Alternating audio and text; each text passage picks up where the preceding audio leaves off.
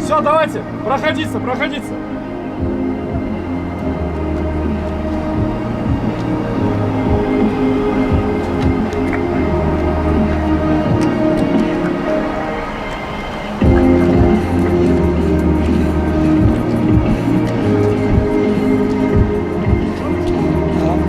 Да.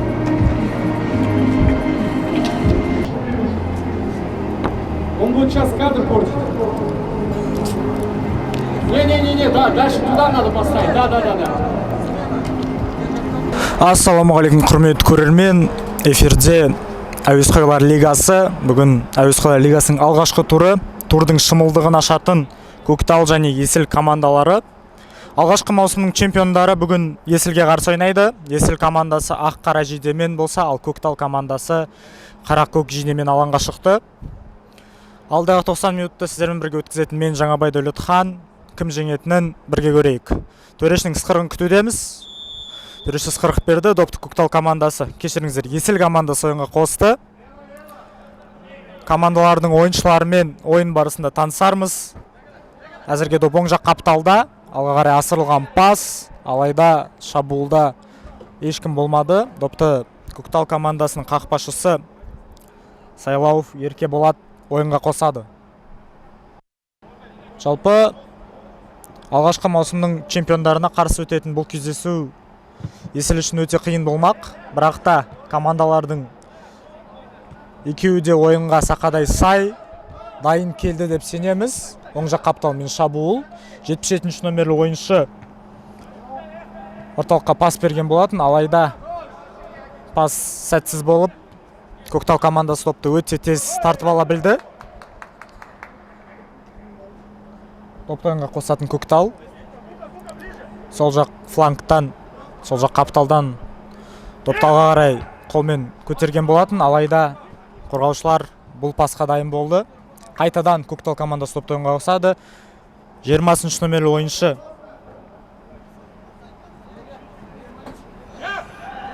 Ұлтаев Сұлтан ойынға допты қосқан еді. Алайда Көктал командасы да допты өте тез жоғалтып алуда.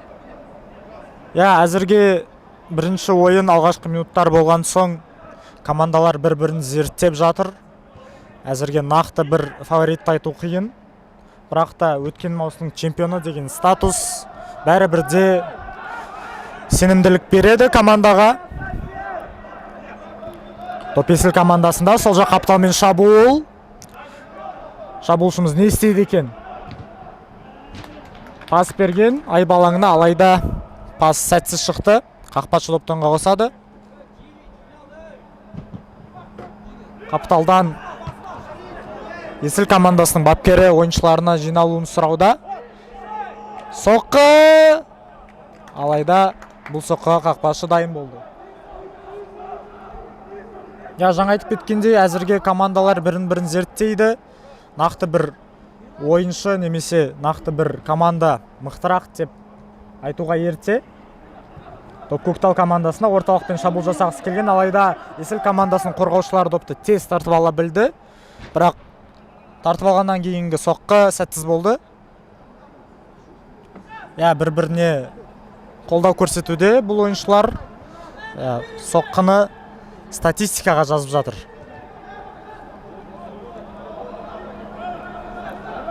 Көктал командасында доп орталықта. Орталық шепте бұл команда асықпайды. Бір ойыншыны алдады. Орталық қорғаушы.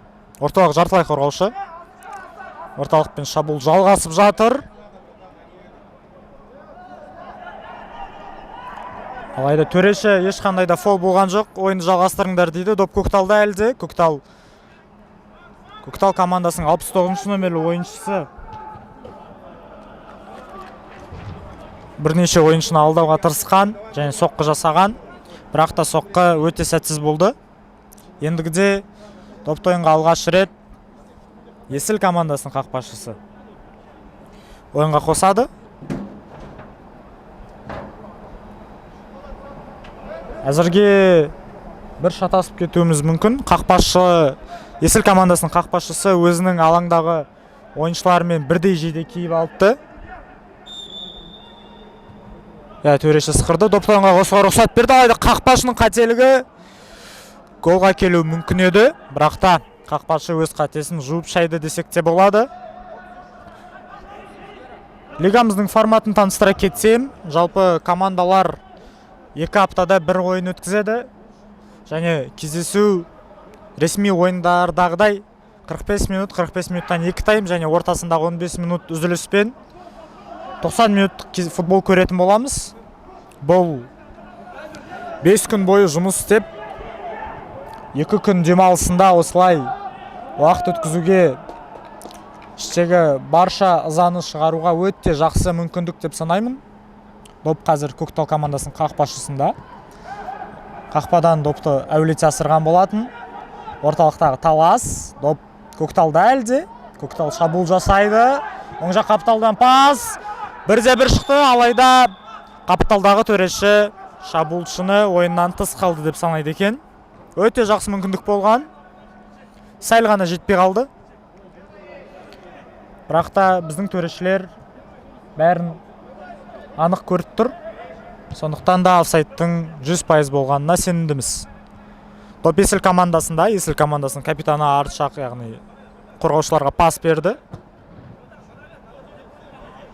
19 нөмерлі Амантаевта доп.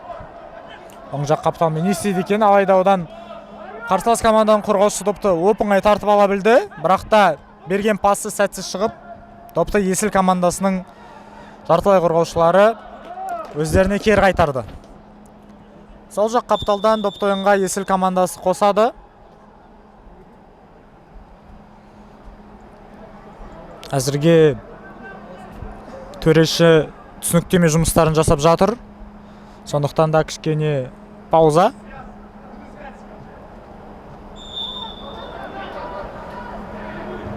Допты ойынға қосқан, алайда Көктал командасының қорғанысы бұл пасқа дағыда дайын болды. Ендігіде Көкталдың қарымта шабуылын көреміз. Орталық жартылай қорғаушылар бір ойыншыны алдағысы келген, алайда допты өте оңай жоғалтып алды. Сәтсіз дриблинг болып, допты абырой болғанда басқа ойыншылар сақтап қалды. Ендігіде қайтадан орталық шеппен шабуыл жасап көреді. Әзірге Көктал командасының жартылай қорғаушылар өте белсенді ойын көрсетуде. Ал Есіл командасы жай ғана қорғаныста өнер көрсетіп жатыр. Бірақ та сол қорғаныстағы ойыншылар өте білікті әрі сапалы өнер көрсетуде. Нәтижесінде әзірге гол жоқ. Есеп 0-0. Алайда ойын осылай жалғаса берсе, Көкталдың алғашқы голын 5-10 минутта көріп қалатын сияқтымыз. Ал қазір менің осы сөздеріме қарсы шығып, Есіл командасы өзінің оң жақ қапталмен шабуылын өткізіп жатыр. Пас! Бола ма деп үміттенгенбіз, алайда соққы жасап үлгермеді. Қорғаныстағы ойыншылар допты сәтті шығара білді, ал бұл жерде ойын ережесі бұзылды. 21 нөмерлі ойыншы ойын ережесін бұзып, допты Көктал командасы ойынға қосатын болады. Ал қазір алғашқы ойындағы алмасулар өтіп жатыр. Тағы да бір айта кететін жайт, біздің кездесуде ойыншылар алаңнан шығып қайтадан кіре алады, яғни обратный замены дейді ғой. Бізде нақты бір 90 минут бойы алаңда жүгіруің керек, немесе бір шықсан кері кіре алмайсың деген ереже жоқ. Себебі бұл тағы да айта кетейін, әуесқойлар арасындағы лига. Сондықтан да мұндай факторларға барынша кешіріммен қарауға рұқсат. Допты Есіл командасы ойынға қосады екен. Айбалаңына пас береді ме? Бұл соққы болды. Соққы бірақ та қақпадан биік кетті. Ендігіде Көктал командасының қақпашысы допты ойынға қосады. Жаңа мен айтып кеткенде қақпашылардың жейдесі ақ болып, Есілдің ойыншыларымен шатасуы мүмкін деген. Төреші дәл осы сөздерімді естігендей қақпашыларға сары жейде кигізіп қойды.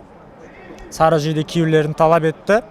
Ендігіде қақпашылардың шатасуы сені біздің шабуылшы деп ойлап қалдым деген сылтаулар өтпейді. Жақсы соққы болған. Көктал командасының қақпасына есіл шабуылшысы жасады, алайда бұл соққыны қақпашымыз сенімді түрде қайтара білді. Бірақ та алға шығарған пасында командаластарын таба алмады. Қайтадан есіл командасы соққы жасауда. Соңғы 5 минутта есіл қарсыластарынан белсендірек ойнап жатыр десем қате айтпаған болам.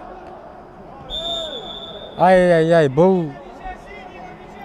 бұл жолы керісінше есіл командасы ойын ережесін бұзған екен. Аяғын тым биік көтерді деп төреші айып добын бекітті. Ойыншылар допты тез бастап алға қарай әуелетті. 23 нөмерлі Көктал ойыншысы орталыққа пас.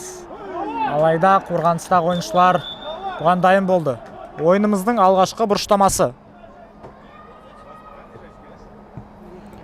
Алғашқы бұрыштаманы өткен маусымның чемпиондары Көктал шығарады. Бұл бұрыштама, бұл стандарт голға айналам екен. Ойыншылар ешқайда асықпайды. Себебі есеп 0-0. Көктал командасы сол жақ қапталдан допты ойынға қосады.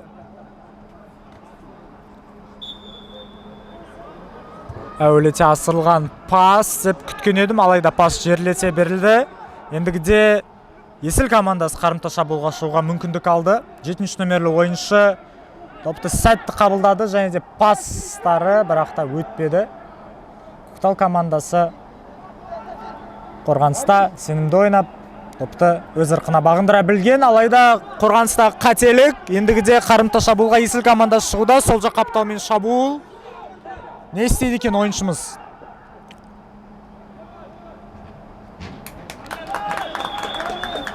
Бір ойын пас беруге талпынған, бірақ та пасқа қорғаушы бөгет жасап, ендігіде есіл командасы өзінің алғашқы бұрыштамасын көтереді.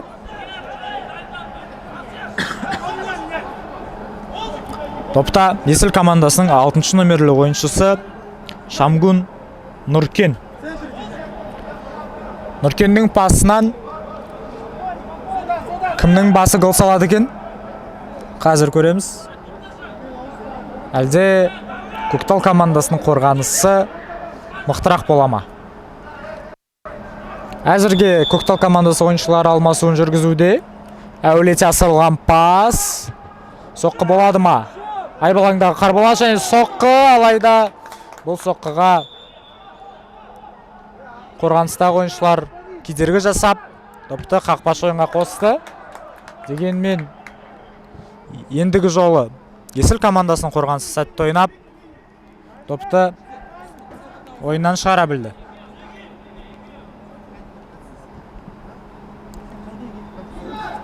Алғашқы 15-20 минуттың қорытындысы бойынша есеп 0-0.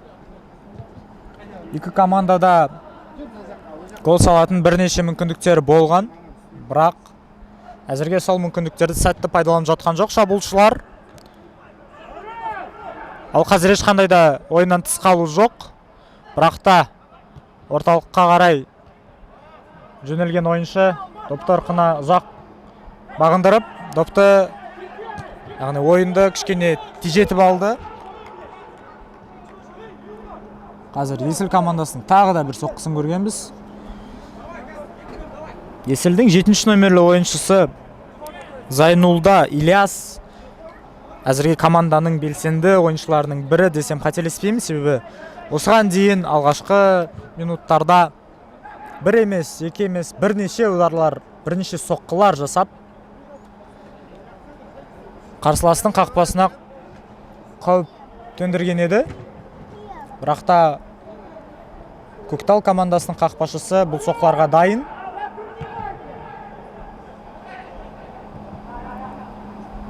Дәл қазір айтып кеткен Көктал командасының қақпашысында үстіндегі сары жейденің кесірінен қақпадан нақты кім тұрғанын айту қиын болып тұр. Алайда қателеспесем, бұл Сайлауов Еркеболат болу керек. Ал қазір сол жақ қапталмен шабуыл, соққы және гол! Алғашқы соққы және де қақпаға бағытталған дәл алғашқы соққы голға айналды. Есеп 1-0. командасы ойынның есебін ашты. Осылайша бірінші маусымның чемпиондары 75 номерлі ойыншы Еркебай Ербол есепті ашты. Есеп 1-0, Көктал алда. Ал қазір Есіл командасында да, гол салған Көкталда да бірнеше ойыншы ауысып жатыр. Алғашқы маусымның бірінші голын салған Еркебай Ербол, 75 номерлі ойыншы. Ерболды осы голымен шын жүректен құттықтаймыз. Және бұл гол соңғы гол деп ойламаймыз. Алда командалар тағы да голдар соғады, себебі басында голға дейін екі команда бір-бірін зерттеді. Яғни адаптациялық периодты өтіп алды. Ендігіде голдан кейін командалардың тынысы одан әрі ашылу керек, және де соққылар да, шабуылдар да көбейетіні сөзсіз. Ендігіде Есіл командасының қорғаушысы шабуылға жөнелген, алайда шабуылдағы фол деп төреші бекітіп, допты ойынға Көктал командасы қосады. Көктал командасының 74 номерлі ойыншысы Умархан Сұлтан допты ойынға қосқан. Доптан кешірім сұраймын. Шабуылды бастағысы келген, алайда бұл өте сәтсіз шықты. Бірақ та доп әлі де Көкталда. Оң жақ қапталдан қорғаушылар допты ойынға қосады. Допты ойынға қосты. Әзірге есеп 1-0. Көктал алда, бірақ та Есілдің де голы алыс емес шығар. Мінеке Есілдің орталық қапталмен шабуылы. Алайда қорғаушылар бұл шабуылға дайын болды. Ендігіде қайтадан доп Ерболда. Ербол сол жақ қапталмен бір ойыншыны алдады. Сенімді спринт жасауда. Пас. Соққы бола ма? Соққы, және қақпашы сенімді қайтарған еді. Алайда допты қайтарғаннан кейін допты өз ырқына бағындыра алмай екінші голды да өткізіп алды. Көктал командасы есепті еселеді. Есеп 2-0. Доптың голдың нақты кім салғаны бізге көрінбей тұр, себебі номері өте кішкентай. Алайда бұл 69 номерлі ойыншы Сабитов Ренат камераға қарап өзінің голын жүрек көрсетіп біреуге арнады. Ендігіде Есілге шабуылды одан әрі арттыру керек, себебі 2-0 деген есеп өте қауіпті. 1-0-ден кейін сен бір ғана шабуылмен есепті теңестіре алсаң, ал қазір бір гол аздық етеді, себебі қарсыластың 2 голына сенің бір голың бұл жеңілістің нәтижесі. Әзірге 2-0. Мен айтып отырған бір голдың өзі де жоқ Есілде, бірақ та ойыншылар өте белсенді. Бір емес, 2, тіпті 3 гол салуға да қауқарлары жетеді. Ал қазір Көктал командасының кезекті шабуылы болған. Өте әдемі пас, қайшылап тұрып берілген пас. Сәтсіз болды, қақпашы дайын бұл пасқа. Ендігіде Есіл командасы жаңа шабуыл бастауға жөнелген еді, алайда орталықта доп жоғалтып алып Көкталға беріп қойды. Бірақ Көктал командасының шабуылшысы қақпадан тым биік теуіп, соққа жоғары кетті. Ендігіде допты ойынға қосатын Есіл командасының капитаны, нақтырақ айта кетсек 77 номерлі Олжас алға қарай әулете асықты, бірақ та допта Көктал командасы бірінші. Бірақ та Есіл командасы топ тартып ала білді. 99 номерлі ойыншы Әлбек Теміртас болған жаңа көз алдарыңызда. Бірақ оның бастаған шабуылы сәтсіз аяқталды. Ендігіде доп алда шығып жатқан команда Көкталда. Көктал қайтадан Ерболға берді. Ең белсенді ойыншы әзірге алаңда Ербол. Алғашқы 20-30 минуттың қорытындысы бойынша алаңдағы үздік ойыншы кім десе, осы Ерболды сенімді түрде көрсетуге болады. Ал қазір Еркебай Ербол ойыннан тыс қалған екен. Ендігіде Есіл командасы допты ойынға қосқан өз алаңынан, бірақ пас өте сәтсіз. Қорғаушылар,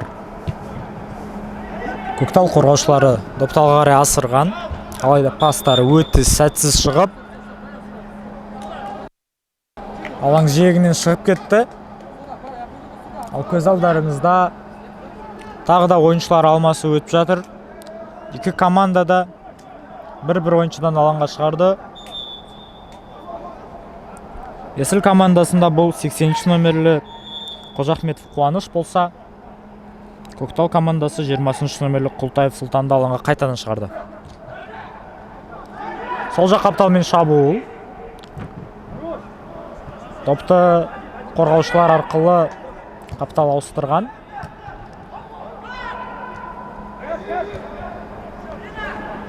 Көктал командасы жаңа шабуылдың бастайды. Ерболдың соққысы, Испалатұлы Ерболдың соққысы, алайда қақпадан қиыс кетті. Есеп әлі де 2-0.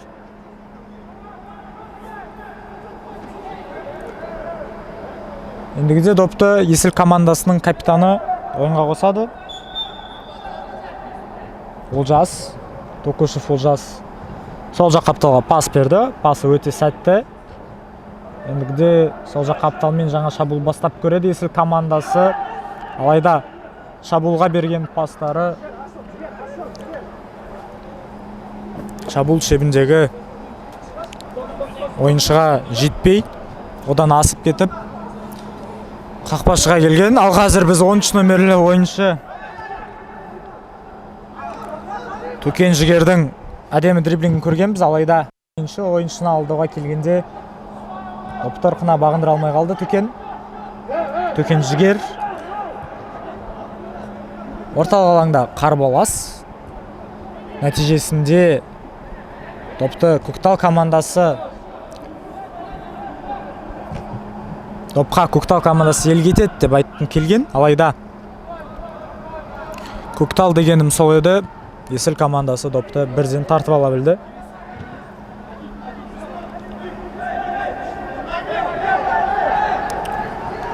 Орталық шеппен шабуыл бастап көреді жаңа Есіл командасы, есілдіктер. Алайда бұл шабуыл әзірге нәтижесіз аяқталды. Ендігіде Токуш Жігер допты ауттан қосады. Есіл командасының капитаны өзінің командасында есілдіктердің сапында өте белсенді, универсал ойыншы екен. Қақпадан да ойынға допты осы ойыншы қосады, қапталдан да осы ойыншы қосады. Мүмкін 11 метрлік айып добын пенальтиді көрсекте осы ойыншы теуіп қалар. Капитан деген осындай лидерлік қасиеттерін көрсете білу керек әрине. Сондықтан да ол капитан рөлін алады. Бәріміз түсінеміз. Егер сен капитан бола тұра ойыншыларыңды алға жетелемесең, онда бұл атақ саған берілмеу керек. Ал біздің екі капитан да осы атаққа лайықты, сапалы, мықты ойын көрсететін ойыншылар. Көктал командасында сол жақ қапталмен шабуыл. Испалатұлы Ербол. Кешірім сәймен.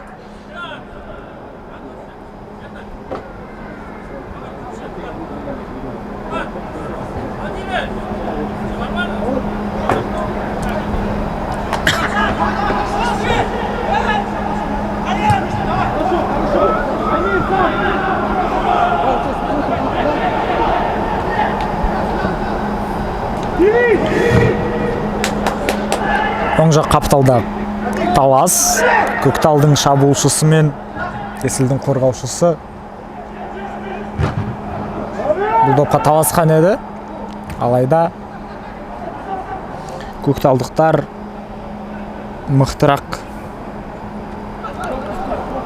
аяғын допқа қойып тартып ала білді. Ендігде орталық шеппен шабуыл. Көкталдың кезекті шабуылы немен аяқталады екен? Қайшылап тұрып берілген пас еді, алайда пасқа қорғаушылар дайын болды осы жолы. Ербол 75-ші номерлі ойыншы пасты орталыққа берді, алайда Есіл командасы ереже бұзып өте қауіпті траекториядан айыпдоп бекітілді. Допқа бүгінгі ойындағы алғашқы голдың авторы Еркебай Ербол келді. Ербол қақпаға өзі тебе мекен, әлде үй тапсырмасын жасай мекен команда әзірге белгісіз. Бұл алғашқы тур болғандықтан әзірге қандай командалардың қандай стилде ойнайтынын нақты айту қиын. Сондықтан да уақыт өте келе үйренеміз. Уақыт өте келе ойыншыларды тани білеміз. Кімнің қай команданың жұлдызы екенін, қай команданың бомбардирі сұрмерген екенін алдағы турларда қазіргіден де жетік меңгереміз деп сенемін. Ал қазір оң жақ қапталмен, кешіріңіздер, сол жақ қапталмен Есіл командасы шабуыл бастағысы келген, бірақ та шабуылдары сәтсіз болып допты жоғалтып алды. Бірақ қайтадан сол жоғалтып алған доптарын тартып ала білген бұл ойыншылар өздерінің екінші темппен шабуылына жөнелуге дайын еді, алайда тағы да доп жоғалтып алды. Оң жақ қапталмен Көкталдың қарымта шабуылы. Көкталдың оң жақ вингерінен әдемі дриблингін көреміз. Сол аяқпен жақын бұрышқа бағытталған соққы қақпадан сәл ғана қиыс кетті.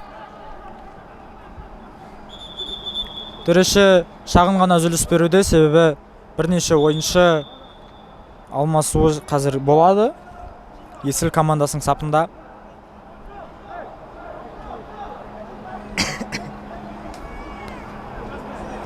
Қорғаушыларын ауыстырып жатыр екен, міне. Допты қақпашы ойынға қосады. Әулете асырылған пас. Допта бірінші Есіл командасының шабуылшылары. 9-шы номерлі ойыншы.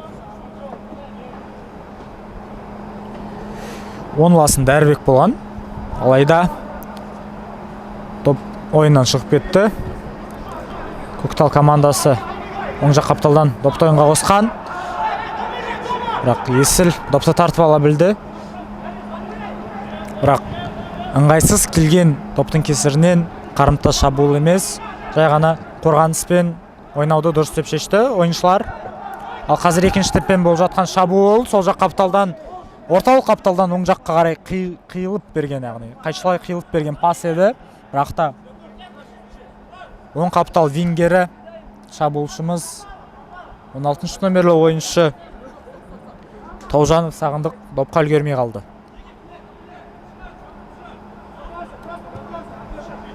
Ендігіде Көктал тағы да бір шабуылға шығады. Көкталдың орталық жартылай қорғаушысы Төкен Жігер өте әдемі ойын көрсетуге тырысып жүр. Ал қазір сол жақ қапталмен шабуыл. Ерболдың пасы. Соққы болады ма? Алайда соққы жоқ, себебі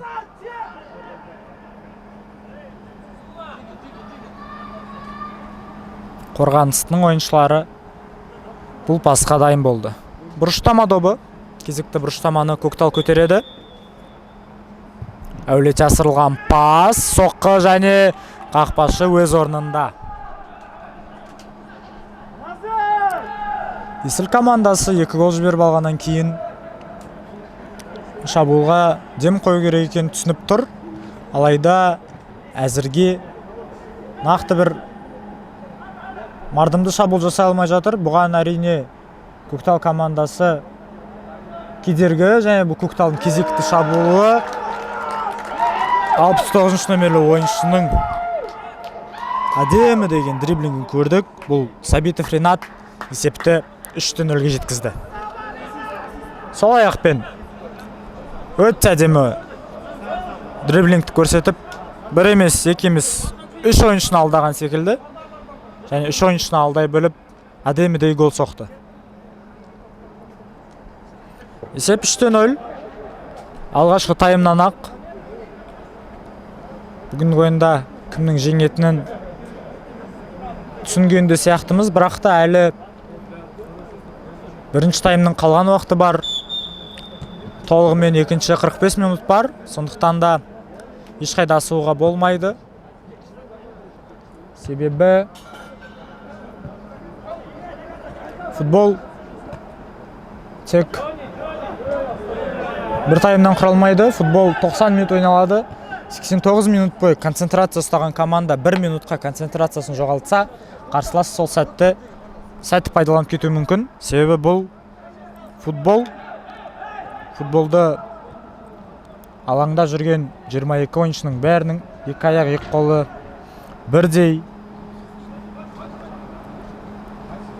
барлығы тең. Сондықтан да есілге әлі де үмітін үзбеу керек. Мүмкіндіктер болады. Тек сол мүмкіндіктерді сәтті пайдалана білсе, команда есепті теңестіруге, тіпті кімбік жасап кетуге де мүмкіндіктері бар. Төреші ойыншыларға допты асықпай тоқтатып қосуын сұрауда. Көктал командасы сол жақ қапталмен жаңа шабуылын бастауға тырысады. Бірақ та қорғаныстағы ойыншылар арқылы допты ұстауға тырысып жатыр. Қаптал ауыстыруда. Орталық шеппен шабуыл. Оң аяғымен Тривелла тәсілмен пас беруге тырысқан еді. Бірақ та пасы сәтсіз шығып, Есіл командасы топ тартып ала білді. Ендігіде Есілдің қарымта шабуылы. Бұл қателікті Есіл қалай пайдаланады? Сол жақ қапталмен шабуыл. Алайда бұл шабуыл алғашқы пастан ақ аяқталды. Ендігіде қарымта шабуылға Көктал шығуда. Бірақ Көктал да бірінші пастан қателік жіберіп, Есілдің қорғаушылары контр шабуыл бастады.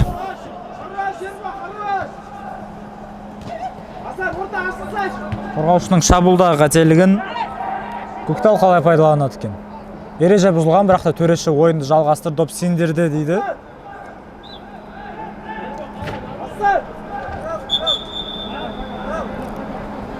Ал қазір тағы да ойыншылар алмасып жатыр.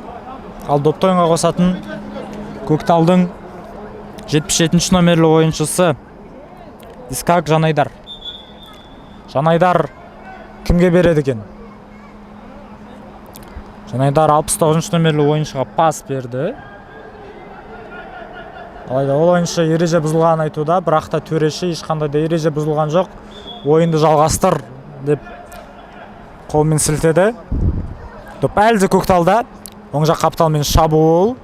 Орталыққа пас, бірақ та қақпашы бұл пасты сенімді қайтара білді. Ал қазір Есіл ойыншысына қарсы ереже бұзылды дейді төреші.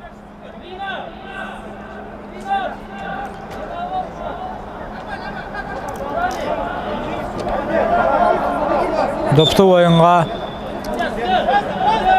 Есілдің 18 номерлі Шыңғыс Кисиков атты қорғаушысы қосты.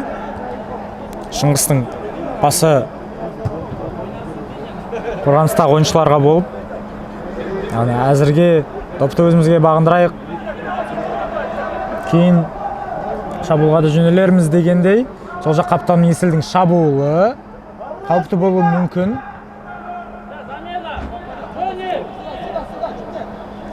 Доп ойыннан шыққанмен әлі де Есіл командасында, себебі қорғаныстағы ойыншылар алға қарай тепкен сәтте допты аутқа шығарып алды. Ендігіде Есіл өзінің жаңа шабуылын ауттан бастап көреді.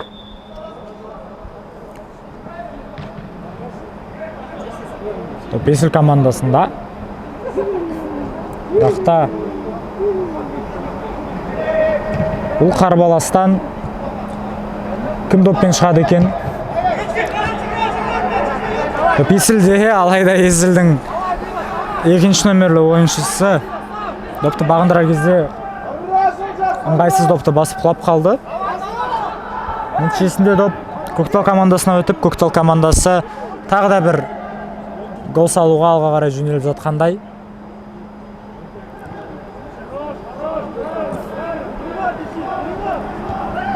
Бұл алғашқы ойын болғаннан кейін нақты ешкімге претензия айта алмаймыз, себебі әзірге ешқандай да команда оптималды формада емес. Яғни бірінші, екінші турларда командалар тек қана формаларын жинайды, бір-бірлерін танып үйренеді. Тіпті өз ойыншыларында әлі толықтай танымайтын да командалар бар шығар. Ал нақты оптималды формаға ойыншылар 4-5 турда ғана келіп, бұдан да әдемі ойын көрсетеді деп сенеміз. Ал қазірдің өзінде керемет 3 голдың куәсі болдық. Және бұл ойынның соңы емес, одан да көп голдар болады деп сенеміз. Көктал командасы ереже бұзған. Есілдің қорғаушылары допты ойынға қосу керек.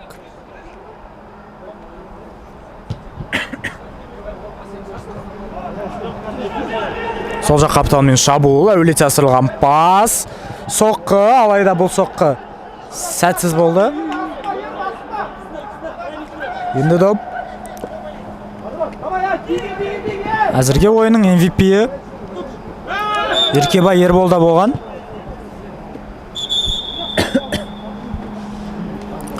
Ал қазір төрешіміз алғашқы сары қағазды да көрсетті бүгінгі ойындағы. Бұл сары қағазды 15 номерлі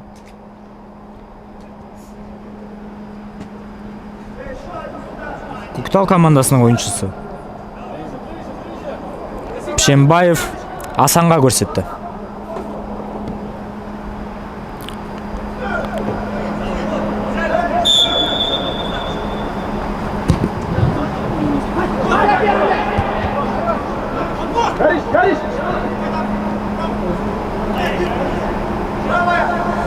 Оң жақ қапталмен шабуыл.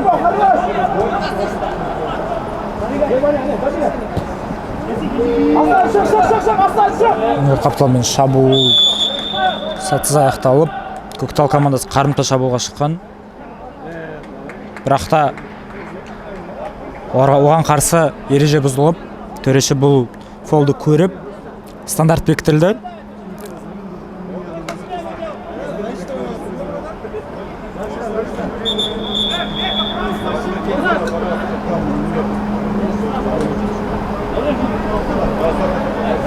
Тағы да бір сары қағаз көрсетілді. Нақты кімге көрсетілгенін көріп үлгермедік. Бірақ та стандарттың қауіпті болатыны сөзсіз. Допты ойынға қысқа паспен қосуды дұрыс деп санады Көктал командасы.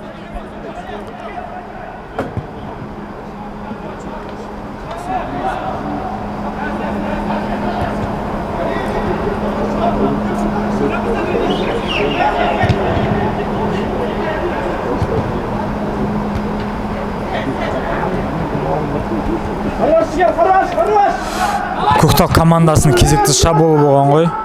Бірақ та бұл шабуылға қорғанысты дайын болған.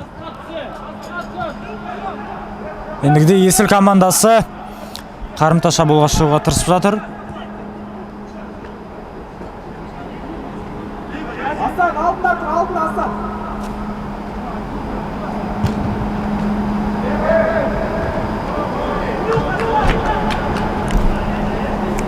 Есілге барынша алғашқы таймды пайдаланып, есепті қысқартып үлгеру керек. Және бұл дәл қазір орындалуы мүмкін. Сол жақ қапталмен пас. Алайда соққы тым сәтсіз болды. Шабуылшымыз өзінің ар жағындағы ойыншыны көрмей қалды. Ал сен соқпасаң саған соғады деген ереже айтылмаған, ереже орындалып кетуге сәл қалған. Бірақ та ойыншы оң жақ қапталдың вингері Көктал командасының ойыннан тыс қалған екен.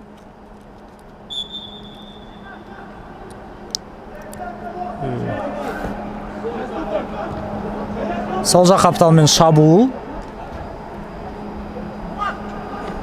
Сол жақ қапталмен шабуыл өте сәтсіз аяқталды. Әзірге Есіл қарсыластың 3 голына өзінің тым болмаса 1 голмен жауап қайтаруға тырысып жатыр. Яғни 1 голды салатын болса, кейін небәрі 2-ақ гол қалады, ал ол 2 голды яғни 2-0, 3-1 деген футболдағы ең қауіпті есептердің бірі екенін бәріміз білеміз. Себебі егерде команда тіпті голды 1 голға қысқартса, ал мен сөзімді аяқтамай жатып, кезекті гол соғылды. Бұл жолы Көктал командасы қарымта шабуылды сәтті пайдалана біліп есепті 4-0-ге жеткізді. Осыдан 2 минут бұрын ойыннан тыс қалған шабуылшы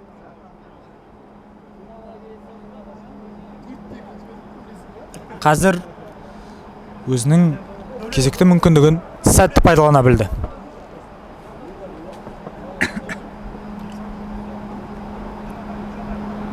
Есеп 4-0. Көктал командасы алда. Алғашқы таймның соңғы минуттарына да жақындап қалдық. Әзірге өткен жылдың чемпиондары кімнің қожайын екенін өте сәтті көрсетіп жатыр. Осы маусымда да чемпиондықты сақтап, титулды ешкімге бермейтін секілді. Жаңа айтып кеткен 2 гол айырмасы 2 еселенді. Ендігіде 1 гол салсаң да, 2 гол салсаң да ойынға қайту тым қиын Есіл командасына. Бірақ та мойымау қажет.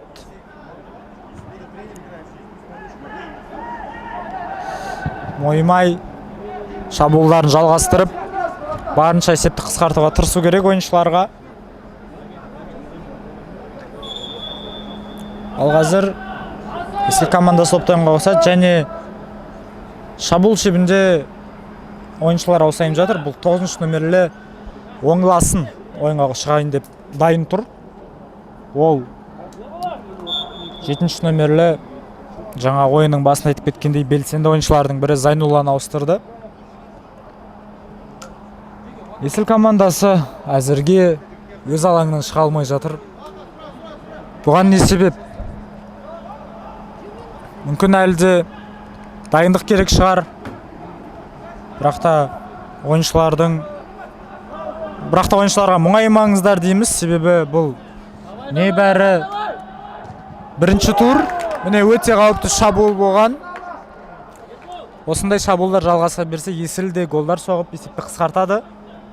Соған кәміл сенеміз. Ал қазір бұрыштамадан топтайынға қосатын Есіл шабуылшылары. Осы шабуылдан, осы әуелі жасырылған пастан есеп қысқарама деп едік. Бірақ бұл пасқа ешкім дайын болмады. Топ қақпашыда, Есіл қақпашысы Қапталға берді. Сол жақ Қапталда пас. Қаптал қорғаушысы бір ойыншыны сәтті алдады. Тәуекелге барып жатыр. Себебі 4-0 деген есеп. Тәуекелге барғын келмесе де амалдың жоқтығынан баруға итермелейді әрине.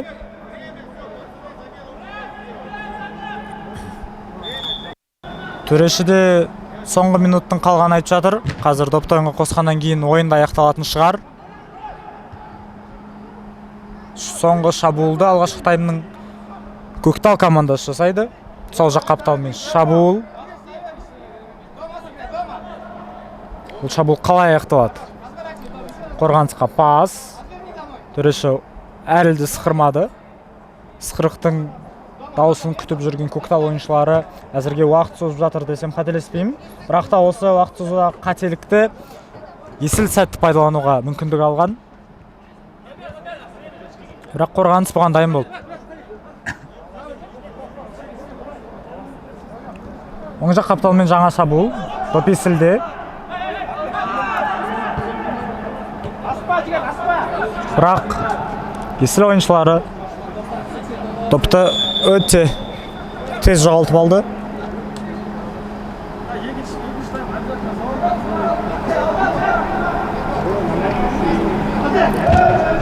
Сол жақ қапталмен жаңа шабуыл. Есіл командасы қаптал ауыстыруда. Алайда қорғаныстағы ойыншылар дайын секілді. Допты Көктал ойыншылары сәтті тартып ала білді. Осылайша алғашқы таймда аяқталды. Әзірге есеп 4-0. Көктал командасы алда. Ендігіде 15 минут үзіліс.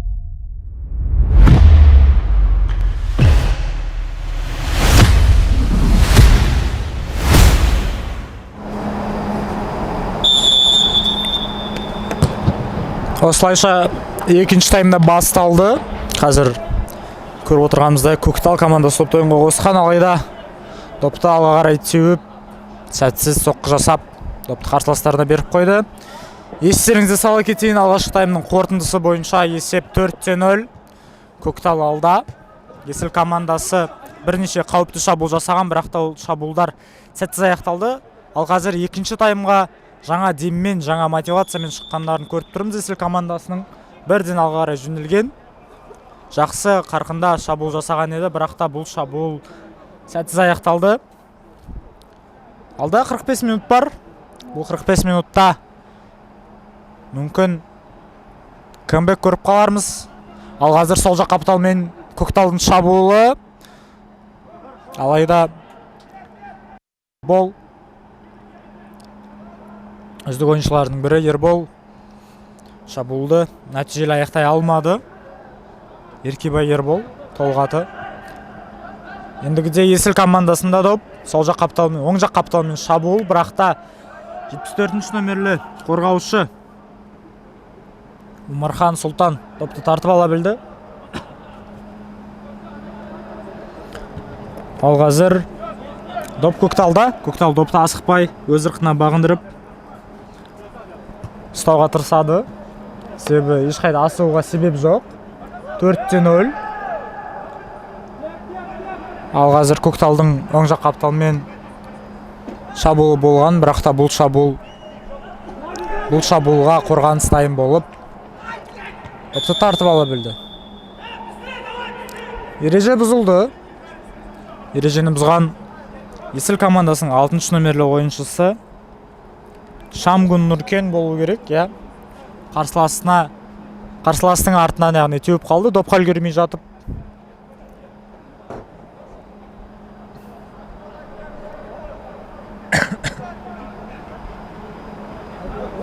Ендігіде Көктал допты ойынға стандарттан қосады. Бұл стандарт сәтті аяқтала ма екен, қазір көретін боламыз. Допта 13-ші номерлі және 13-ші номерлі ойыншылар соққы болған. 13-ші номерлі ойыншымыз бір голдың авторы Көшекен Дінисламның соққысы, алайда қақпашы бұл соққыға дайын болып сәтті қайтара білді. Ал қазір тағы да бір сарғағаз. Бұл жолы бұл сарғағаз Көктал командасының ойыншысы Төкен Жігерге көрсетілген секілді. Төреші барынша ойынды өзінің қол астында ұстап жатыр. Әзірге қандай да бір дөрекі қауіпті фолдар, жарақатқа дейін баратын фолдар жоқ. Ондай фолдардың аз болуын тілейміз әрине. Себебі ешкімнің сынып қалмағанын, жарақат алып қалмағанын қалаймыз. Есіл командасы допты ойынға қосты. Соққы болу керек еді, алайда сәтсіз соққы болды. Допты тебе алмай қалды. Есіл командасының шабуылшысы 7-ші номерлі Зайнулла Ильяс. Ендігіде Көктал командасы өзінің шабуылын бастап көреді. Бірақ та доптан бірден айырылып қалды көкталдықтар. Және Есіл командасы кезекті шабуыл бастайды жатқан еді. Қателігін пайдаланып қарсыластың бірақ қорғаныстағы ойыншылар өз орнында. Доп әлі де Есілде. Есіл командасының капитаны Токуш Олжас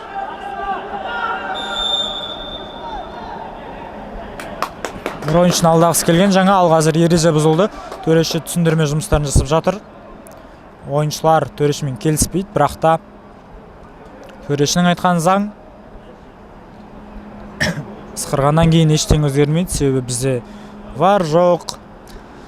Тек қана төреші өзінің екі қапталдағы көмекшілерінен ақыл кеңес сұрай алады. Есіл командасы стандарт бастайды. Оң жақ қапталдан соққы болады ма? Әлде соққы, алайда бұл соққы жақын бұрыштан қиыс кетті.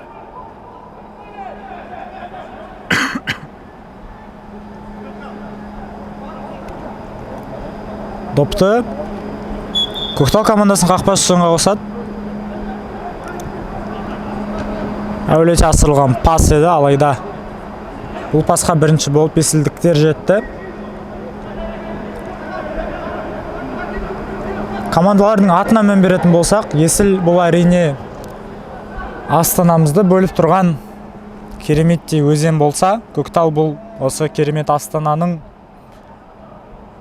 бір ауданы. Чемпиондарымыз сол бір ауданның намысын қорғап келеді.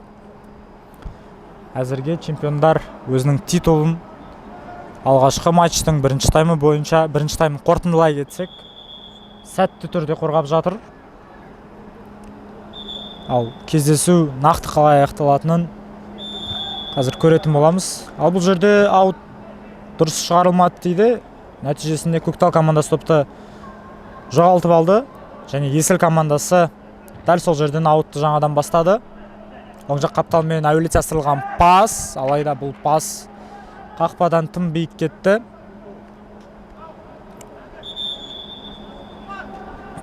Ал қазір Есіл алаңға жаңадан ойыншы шығаруда.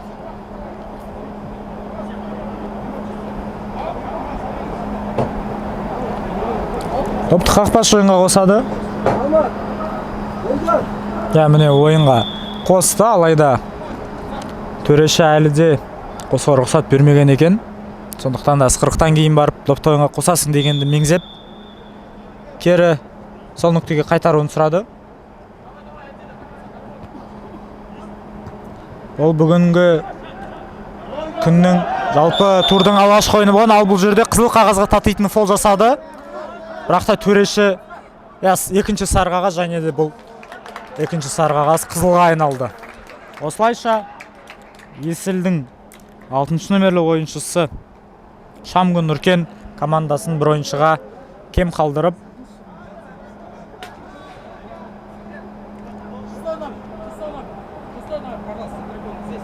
ойынды уақытынан ерте аяқтады. Есеп 4-0, және бір ойынға кем ойнап жатқан Есілге енді ойынға қайту өте қиын болады. Ал дәл осыны Көктал командасы сәтті пайдалана білсе, өздерінің статистикасын барынша жақсартып алуға мүмкіндіктері бар.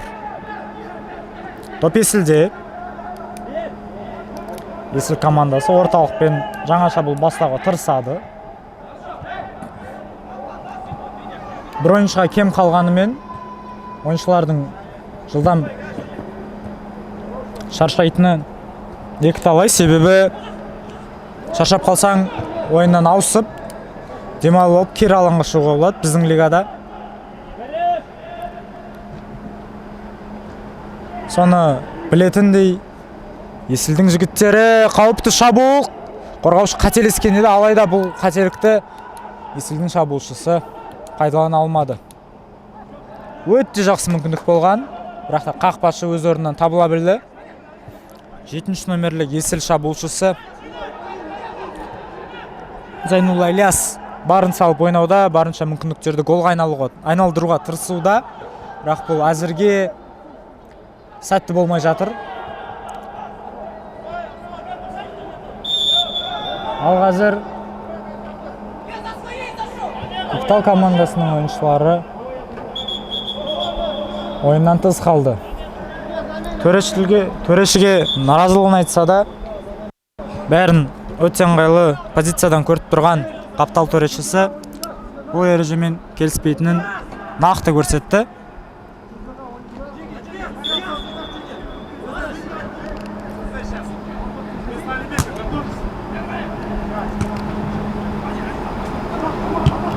Есіл командасы доппен алға қарай асырған болатын, бірақ бұл допқа бірінші қақпашы жетті.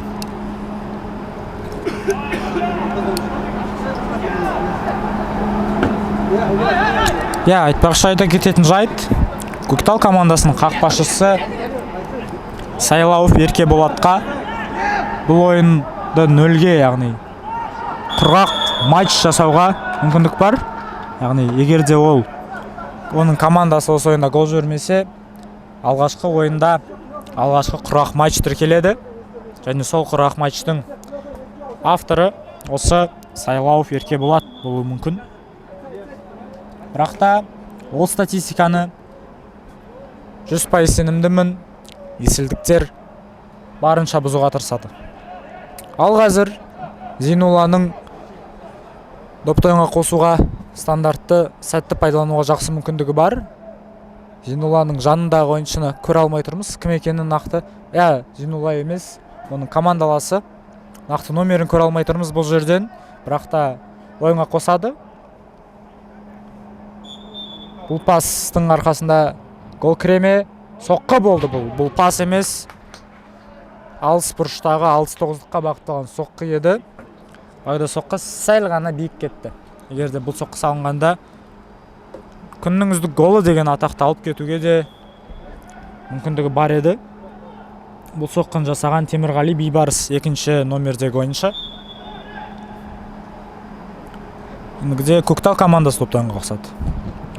Қорғаушымен пас арқылы допты ойынға қосқан еді. Алайда қорғаушының алға қарай берілген пасы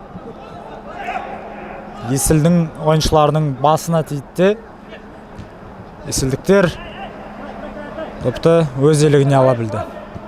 Сол жақ Қаптал мен Есілдің жаңа шабуылы. Бұл жерде өте таза жасалған әдіс қорғаушының тарапынан Көктал командасының. Ал қазір 10 номерлі Оспановтың арқасынан итеріп қалғандықтан фол тіркелді. Ал допқа 77 номерлі Токуш Олжас келді де, ойынға қосты. Сол жақ Қапталмен шабуыл жалғасады. Зейнулла не істейді екен? Бір ойыншыны алдады, пас. Айбалаңында өте жай ойнап жатқан ойыншылар. Қарсыластың қорғаушыларынан жылдан болмады. Ал қазір Көкталдың кезекті шабуылы, қарымта шабуылдан гол бола ма екен? Жоқ, қорғаушы бұл шабуылға дайын және сәтті допты тартып ала біліп бұрыштамаға бағыттады. Ендігіде бұрыштаманы Көктал командасы шығарады.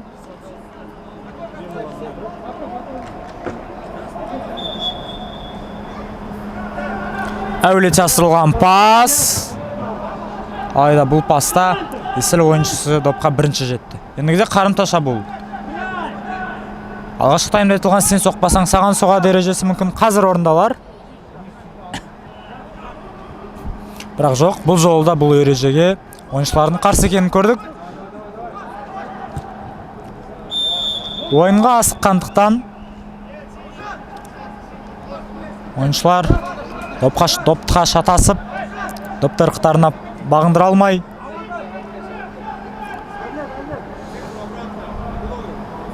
жоғалтып алып жатыр допты.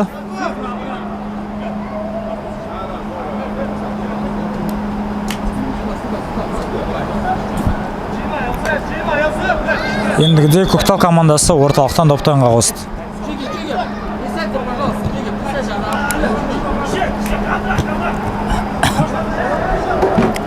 Топ Есілде, бірақ та 13 номерлі Қошекен Денислам допты тартып ала білді. Әлде доп Денисламда, Денислам допты ауттан қосты.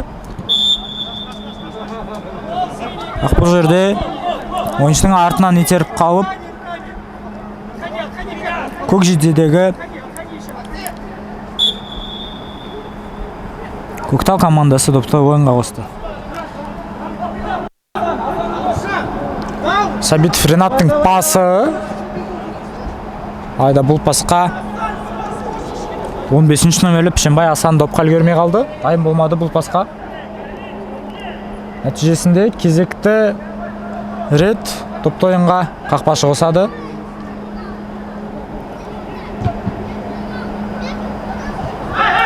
Өзінің ақ киімді жейдесіне сары жейде киіп алған қақпашыны нақты танымай тұрмыз. Бұл Асанхан Нұртілек немесе Сүндетов Нұрлан болу керек. Кім болса да бүгін бұл қақпашыларға оңай тумай жатыр. Оңай ойын бұйырмай жатыр. Себебі бірнеше қауіпті шабуыл голға айналды. Қорғаныстағы ойыншылар допқа үлгермей қақпашыны қарсыласпен 1-1, 2-1 қалдырып кетіп жатқан жайттар өте көп кездесіп жатыр. Ал қазір Есіл командасы есепті қысқартуға тырысады. Бірақ та Темірғали Бейбарыстың бұл спринті тағы да сәтсіз аяқталды. Сол жақ қаптал мен Көктал командасы жаңа шабуылды бастайды. Жаңа шабуылдың алғашқы қадамдар жасалып жатыр. Ербол доппен 77 номерлі ойыншы бір ойыншыны алдады. 75 номерлі ойыншы, кешірім сұраймын. Және сол жақ қапталдан жасалған бұл шабуыл кезекті голдың көрінісіне айналды. Есеп 5-0 ағайын. Бұл голдың авторы Есіл командасының ойыншысы 18 номерлі Шыңғыс Кисиков осылайша өз қақпасына абайсызда гол соғып алды. Есеп 5-0.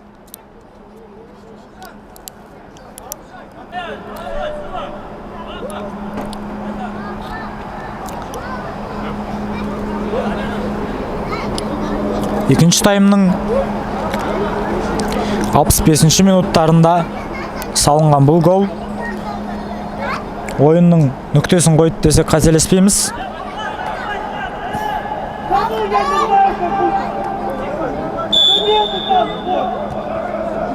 Көктал командасы өзінің алғашқы 3 ұпайын иеленетін де секілді бүгінгі ойынның қорытындысы бойынша. Осыған дейін камбэкке сенген едік.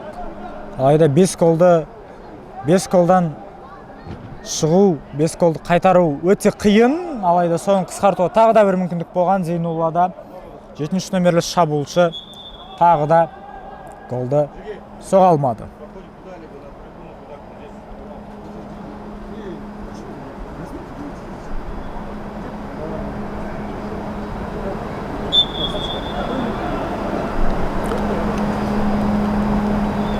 Топ Есілде, есілдіктер бұрыштама көтереді. Әулет жасырылған пас. Айда айыпдобының орталығына жасалған бұл паста бірінші Көктал ойыншылары. Үңгіге қарымта шабуылға шығып бара жатыр. Қорғаныстағы қателік. Ешқандай да ойыннан тыс қалу жоқ. Ербол 75 номерлі ойыншы.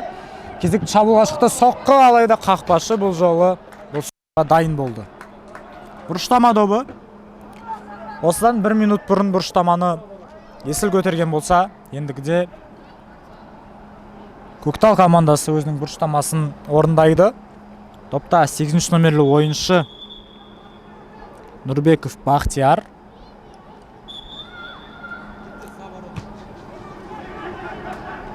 Бақтияр пас берді. Қысқа паспен ойынды бастады ойыншылар.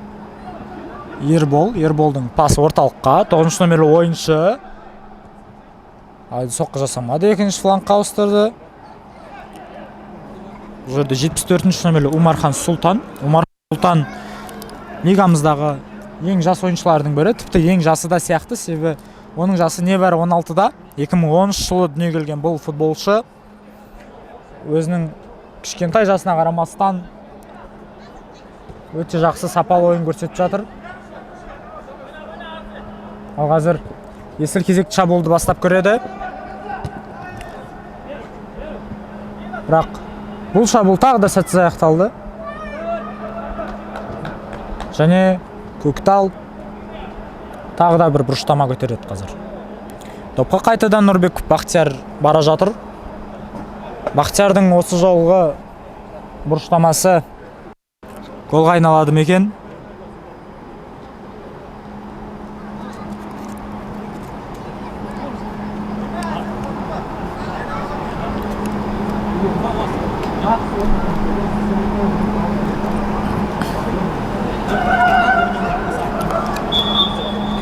Нұрбеков Бақтияр пас берген, алайда бұл паста бірінші болып Есіл ойыншылары жетті. Бірақ әлі доп Көкталда болған. Бұл соққыға Ерболдың бұл соққысына қақпашы дайын болды.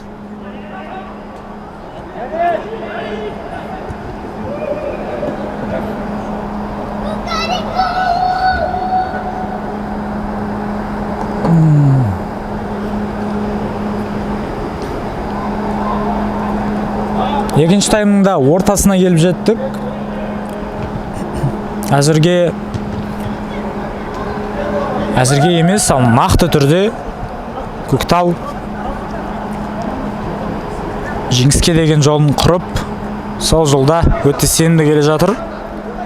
Бірақ та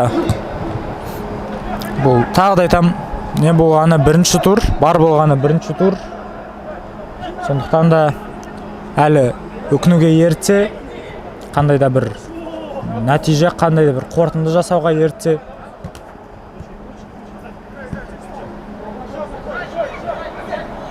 Әрбір команда басқа бір командадан жеңіп кетуге қауқары бар. Тіпті ойынның басында есілдіктердің шабуылы көбірек болғанын бәріміз білеміз.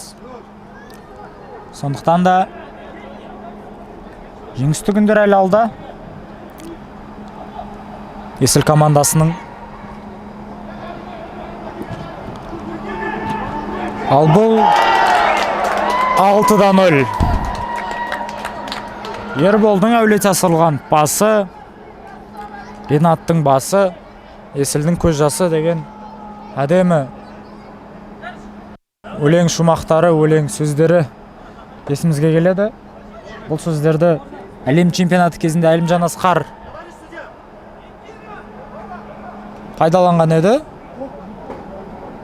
Ал қазір біз өзіміздің әуесқойлар лигасында да пайдалануға мүмкіндік алдық. Есеп 6-0. Голдың авторы Сабитов Ринат. Осы Сабитов Ринат пен Еркебай Ерболдың тандемі өте керемет футболды бізге паш етуде.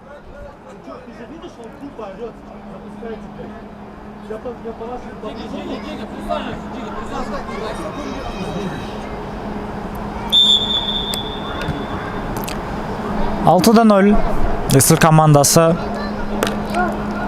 барынша көп гол жібермеуге тырысып жатыр. Түсінеміз, бір ойыншыға кем ойнау қандай жағдайда болса да қиын. Ал қазір бір ойыншыға кем болғаны былай тұрсын.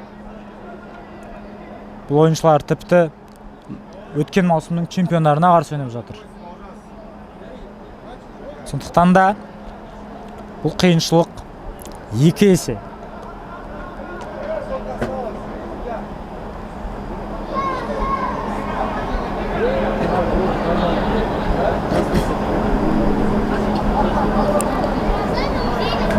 Ал қазір Есіл командасы есепті қысқартуға тырысады. Әулете асырылған пас. Бұл стандарт голға айнала ма? Зейнолла соға алмағанымен басқа бір ойыншымыз соқты.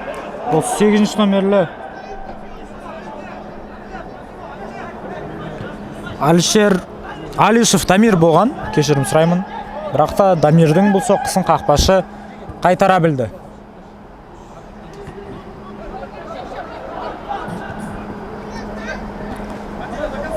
Есіл командасы әлде доппен, бірақ та артқа берген пас сәтсіз шығып,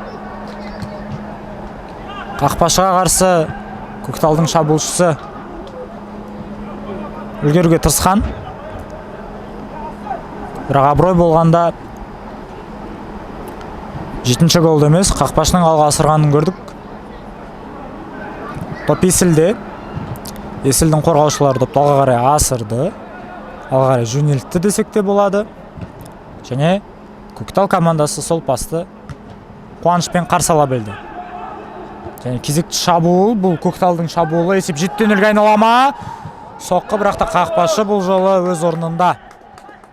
Жалпы кездесу барысында есепке қарап қақпашының кінәсі деп айтуымыз мүмкін. Бірақ та егерде қақпашы болмаса есеп тіпті 8-0, 9-0 болуы да мүмкін еді. Ал қазір 16-шы номерлі ойыншы Кайсин Арсен ережені бұзып сарғаға зеленді. Тағы да бір қауіпті стандарт.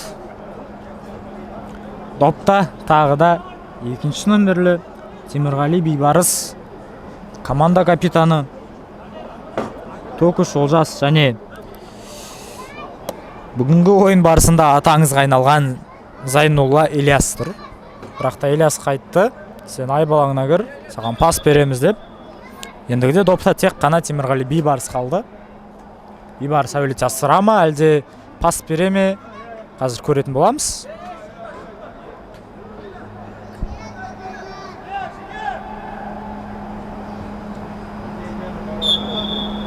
Бейбарыс қақпаға соққы бағыттады және бұл соққысы маңдай шаға тиді.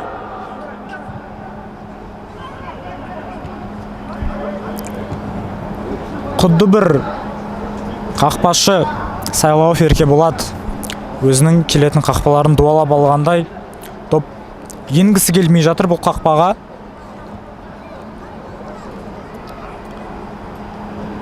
Доп немесе маңдай шаға тиеді. Ал қақпаға дәл барса қақпашы қайтара біледі. Кейде тіпті доп қақпадан биік кетіп те жатыр. Алайда мүмкіндіктер жоқ емес, жеткілікті. Жай ғана сол мүмкіндіктерден нәтиже шығара алмай жатыр есілдіктер.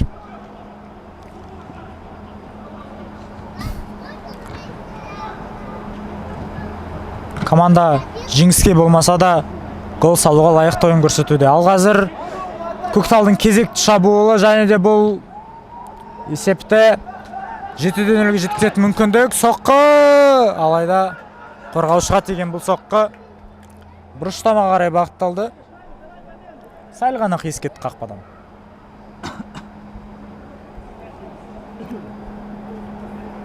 Сәл ғана қиыс кеткен еді бұл соққы. Ендігіде әуелете асырылған пас.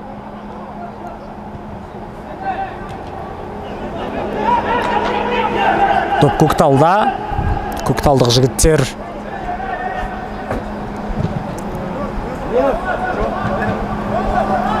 әлде шабуылда. Соққы және де бұл соққы қақпашының қолынан табыла білді.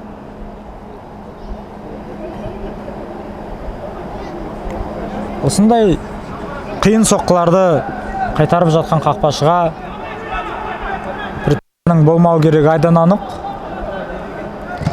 Қатені қорғаныстан немесе орталықтан іздеу керек сияқты. Және 100%-ға сенімдімін, шабуылдағы қорытындылайтын фазамен жұмыс жасаса, Есіл командасы өте мықты командаға айналады. Себебі футболдағы ең басты қару бұл соққылар. Егер қанша соққыны сәтті орындасаң, соншалықты голдардың да жиілігі көп болады және де команданың да сенімділігі жоғары болар еді. Есілдіктер кезекті шабуылға шығып жатыр оң жақ қапталмен. Бірақ тағы да бұл пас қарсыластың қорғаушысынан өте алмады. Өтпеді. Кешірім сұраймын. Көктал командасы ендігіде Еркебай Ербол топқа таласқан еді, алайда сәтсіз дриблинг. Қорғаныстың сапалы ойыны. Есілге допты қайтара білді.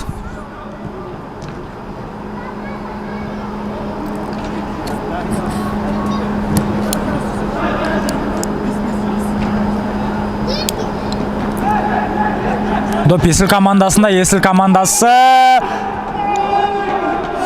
Ай, гол. Ақыры Есілдіктер өзінің діттеген міндетіне жетті. 10 ойыншымен қалса да есепті қысқарта білді. Бұл голдың авторы 19 номерлі ойыншы Амантай Әділет. Амантай Әділет өзінің ойыншыларына, өзінің командасына соңына дейін сеніп, жүгіріп, соққыны голға айналдыра білді. Амантай Әділетті осы голмен құттықтаймыз. Алда тағы да голдар соғады деп сенеміз.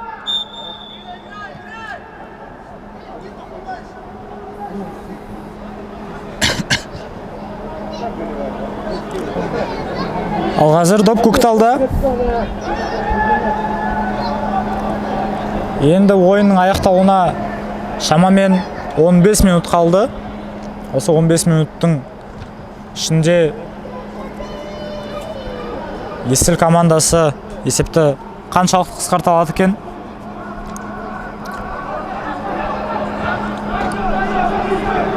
Әділет өзінің голдарымен командасын құтқара алады ма, әлде осы есеп қалады ма? Алдағы 15 минутта көреміз. Бірақ ойыншылардың табандылығына, соңына дейін ойнап жатқанына тек қана респект аламыз, басқа ешқандай сөз ол тұста болмау керек.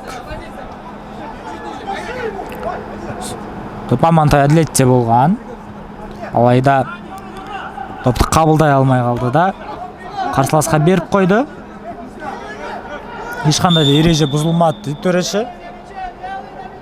Тіпті жерге жатып ойнадың деп Сабитов Ринатқа сен ережені бұздың деп түсіндіріп жатыр.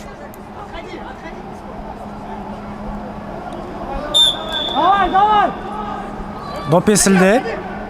Есіл командасы ойынға допты қосады. Әуелі жасырылған пас. Бұл пас кімге екен? Амантай Әділет қорғаушылармен допқа таласқан еді. Бірақ та денесін сәтті қоя білген қорғаушы допты бұрыштамаға шығарып жіберді.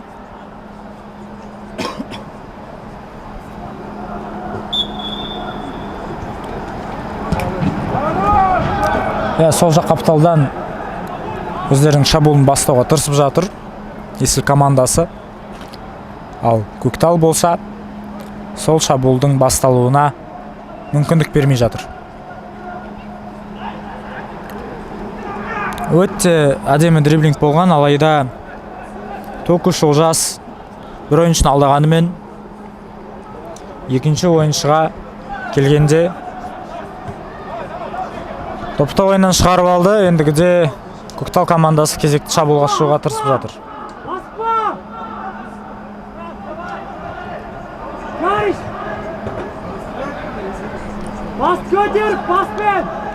Бұл ойындарда ең бастысы нәтиже емес, іштегі бір апталық жұмыс күндерінде жиналған ызаны, барша стрессті шығару деп санаймын мен. Яғни сен шаршап келесің, және де осындай жақсы ортаға, жақсы уақыт өткізуге мүмкіндік аласың. Бұл тимбилдингтің бір түрі. Футбол ойнау, өзіңнің командаластарыңмен, достарыңмен алаңға шыққан кезде сен барша проблемаңды, барша мәселелеріңді ұмытасың. Алаңда тек қана 22 ойыншы, 3 төреші және де 1 доп қалады. 90 минутқа жаңа әлемге түсіп кетесің десем қателеспейтін шығармын. Бұл ойыншылардың қазір ойында ешқандай да несие емес, жұмыс емес, тек қана футбол.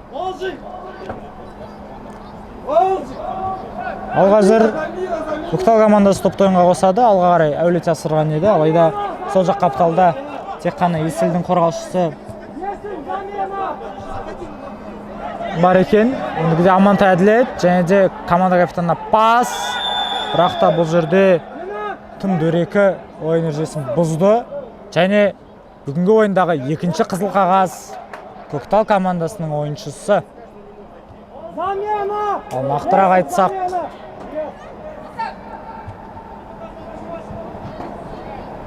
қазір номерін көргеннен кейін айтамыз. 8-ші номерлі Нұрбеков Бақтиярға көрсетілді. 8-ші номерлі ойыншы тым дөрекке ойын өрнегін көрсетіп, ережені бұзған еді. Қарсылас команданың капитанына қарсы.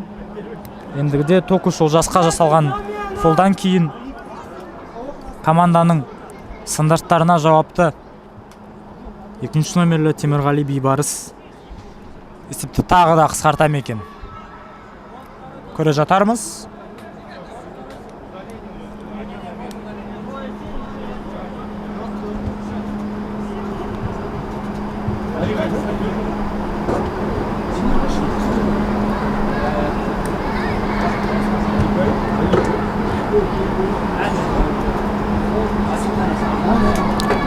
Әзірге төреші ойыншыларға түсіндірем жұмысын жасап жатыр. Сәл ғана пауза. Ойыншылардың санын санауда. Алаңда бір ойыншы қуылғаннан кейін екі жақта тек қана 9 ойыншыдан алаңда және бір қақпаштан шығарылады. Сол қателік болмау үшін нақтылап санап, бір ойыншының артық екенін көрді. Және Темірғали Бейбарыстың соққысы, және бұл соққын қақпаш қайтарған, тағы да бір соққын қақпаш қайтара білді. Ал гол салуға ұмтылған 9-ші номерлі Умласын Дарбек допқа үлгермей қалып, қақпашының қолынан байқаусызда бір тепті. Нәтижесінде сары қағаз көрсетілді оған. Және допты ойынға бүгінгі ойында небәрі бір ғана гол жіберген Сайлауов Еркеболат қосады.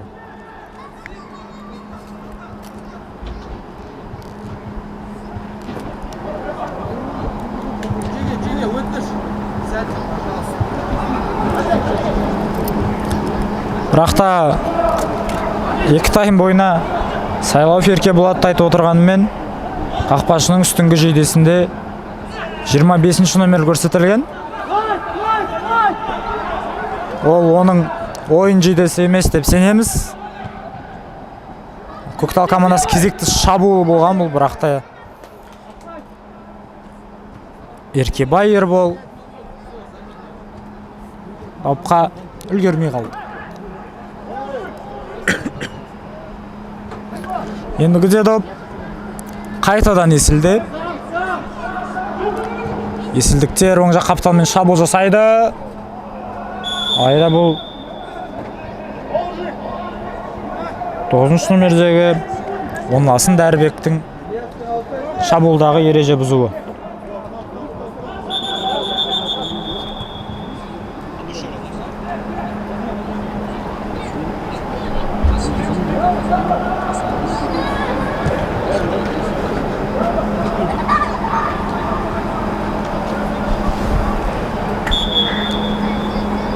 Топ Көкталда.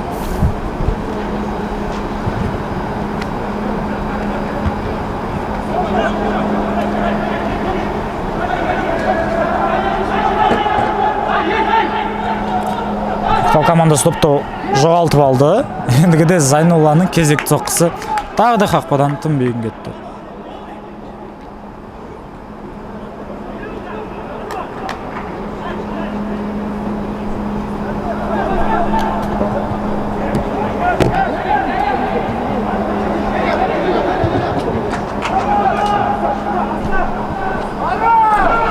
Көктал командасы 7-1 қылады меген. Еркебай Ерболдың пасы.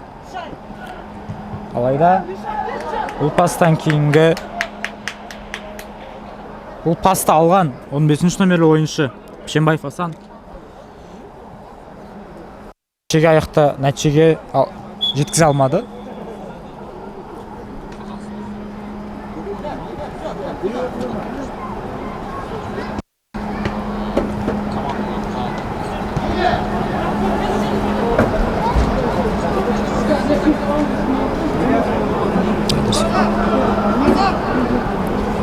допты ойынға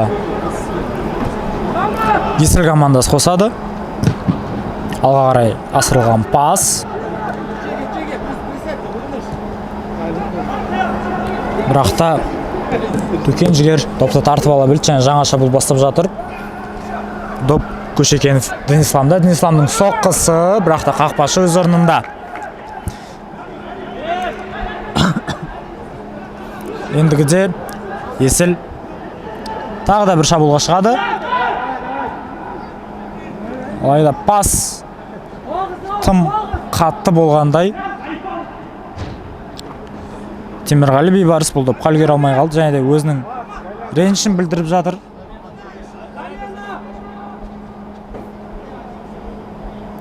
Ал ойынның аяқталуына небәрі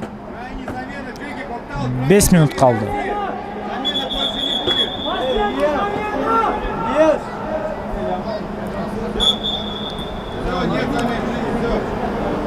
Төрешілерді айтып жатыр. Қалған 5 минутта ойыншыларды қосуға тыйым салынған. Ал қазір Көктал командасы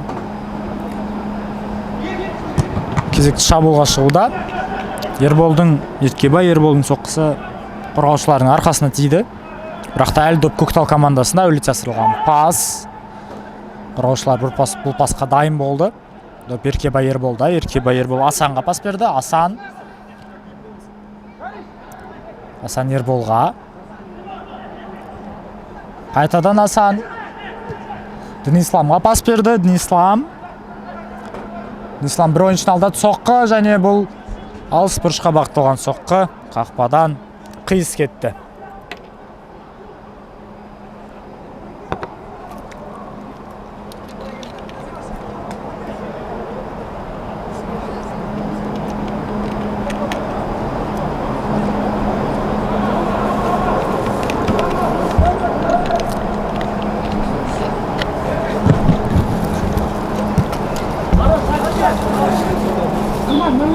Топ Амантай Әділетте. Амантай Әділет бір ойыншыны алдады. Алайда екінші ойыншыға келгендегі пасы тым сәтсіз болып, доп Көкталдың иелігіне өтті.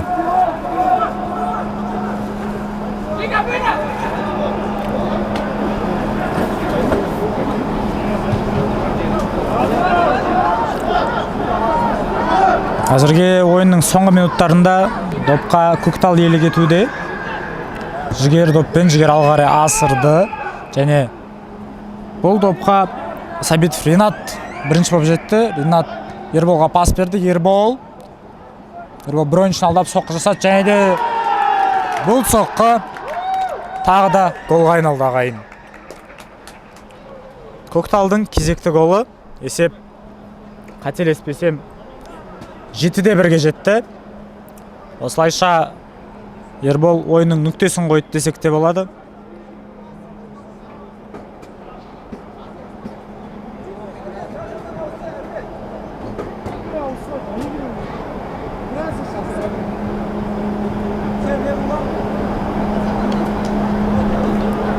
Төрешінің ысқырығы допты ойынға қосып жатыр. Есеп 7-1. Көктал командасы алды. Және де оларды алғашқы жеңістермен құттықтай берсек те болатын сияқты.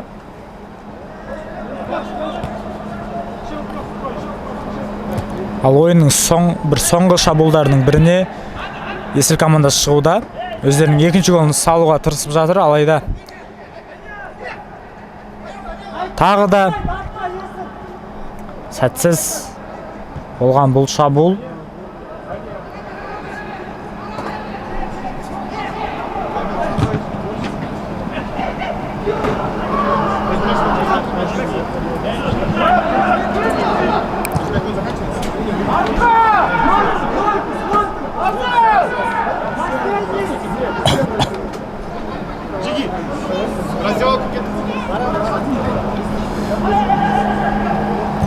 Доп Көктал командасында. Қазір есеп 7-1 болғандықтан, ойынның соңы болғандықтан ортадағы ойыншылардың мүлдем жоқ екенін көрудеміз. Сондықтан да пастар өте оңай өтіп жатыр. Және төреші ойынның соңғы ысқырығын берді. Осылайша Көктал командасы өткен маусымның чемпиондары алғашқы жеңістерін жетті. Есеп 7-1.